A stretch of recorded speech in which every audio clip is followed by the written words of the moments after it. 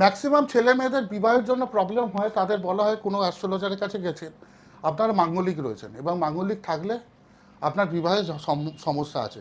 কিন্তু মাঙ্গলিকটা কেন হয় এবং কিভাবে হয়, আর মঙ্গলের জন্য মাঙ্গলিক হয়, মঙ্গলটা কোথায় বসলে সুবিধা আর কোথায় বসলে অসুবিধা, এটা একটু জেনে রাখুন। মাঙ্গলিক মঙ্গল হলো প্রথম 1 নম্বর ঘরে,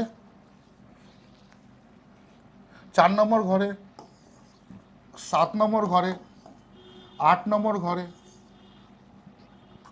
12 নম্বর ঘরে।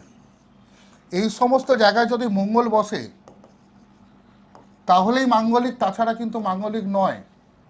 যদি এদিক ওদিক হয়, অন্যদিকে হয়, তাহলে মাঙ্গলিক নয়। প্রচুর অ্যাস্ট্রোলজার এই ধরনের ভুলভাল চিন্তা বলে এবং বলে তারা রেমেডি করার জন্য অনেক কিছু করে। সুতরাং আপনাদের জেনে রাখা উচিত এইখানটা হলে মাঙ্গলিক। আর মাঙ্গলিক হলেই যে ডাইভোর্স হবে, আর মাঙ্গলিক না হলে ডাইভোর্স হবে না, এটাও কিন্তু নয়।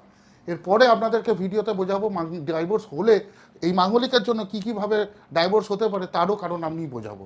প্রথমে এটা জেনে নিন, এটা আপনাদের জানার জন্য আমার বলা। নমস্কার, ভালো থাকবেন।